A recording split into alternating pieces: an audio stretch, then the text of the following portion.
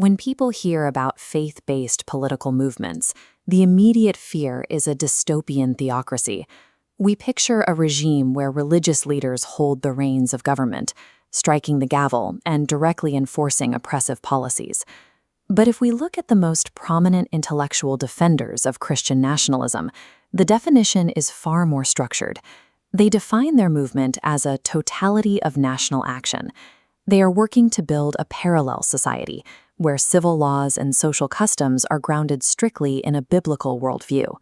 This brings up a sharp dilemma. If a citizen believes the state should actively reflect Christian ethics, how exactly do you draft and justify those laws without crossing the line into an oppressive regime?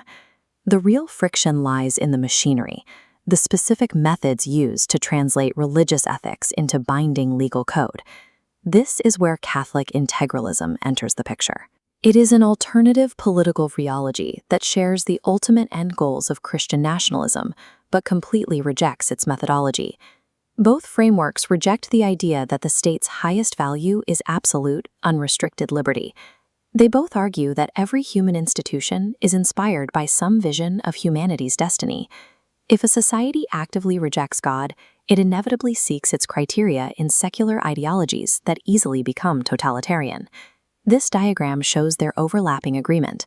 Both believe a just state must serve the good itself, God, prioritizing virtue over extreme autonomy. Since their desired end state is similar, the critical trade-off for policymakers lies in which blueprint justifies the law. When a state prioritizes objective moral good over unrestricted individual liberty, the practical policy outcomes are immediate and strict. A government operating on a Christian ethical system would pass laws to protect the unborn, ban human exploitation like commercial surrogacy, and outlaw pornography to uphold human dignity. The trade-off for citizens living under this model is clear. You sacrifice extreme personal autonomy in exchange for a society engineered to protect the vulnerable. But this poses a pivotal legislative question.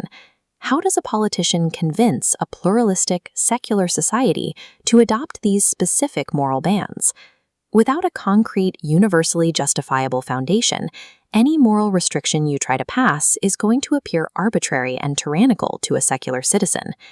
The primary legislative framework for many Protestant Christian nationalists relies on a fundamentalist interpretation of the Bible. This approach uses sola scriptura, scripture alone, as the literal and exclusive blueprint for establishing state laws. Catholic apologists point out a major legislative vulnerability here. The Bible does not contain an explicit, comprehensive legal code for modern states.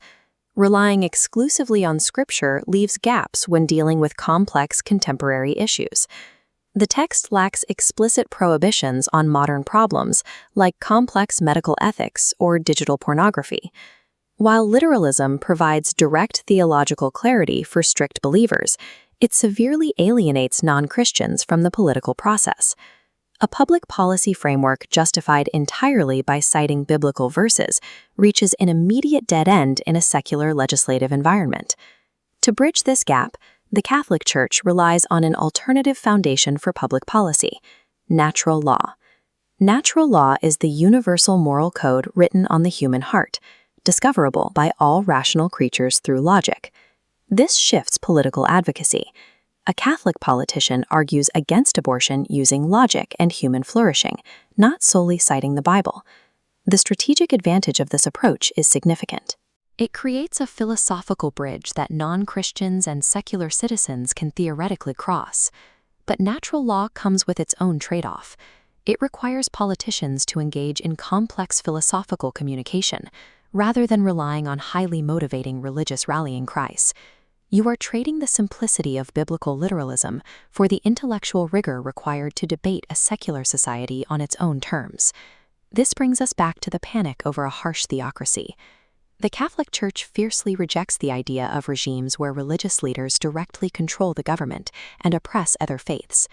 During the Second Vatican Council, the Church established strict doctrines regarding immunity from coercion in civil society. This explicitly prevents the state from forcing citizens to act against their conscience or forcefully imposing the Catholic faith upon them. Yet this freedom leaves untouched the moral duty of societies toward the true religion. The state must still honor God and limit grave evils. Therefore, Catholic integralism demands a highly complex balancing act. It requires enforcing objective moral truths in law without crossing the line into state-coerced religious adherence. For both integralists and nationalists, political engagement is not an optional hobby. It is a central tenet of their faith. They hold the foundational belief that earthly authority comes from God. Because of this, any decree passed in contravention of the moral order has no binding force in conscience. These citizens are bound by a moral duty to use the political process to rid the world of unjust laws and protect the vulnerable. The core of the conflict centers on the specific language used to translate religious conviction into the laws of the land. This flowchart helps map out where you or the political actors you observe fit into this landscape, starting with one defining question: what is the ultimate authority for state law?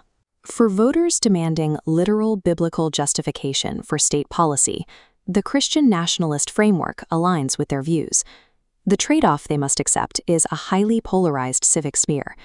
For those who believe moral law is universal and discoverable by human reason, Catholic integralism is the correct framework.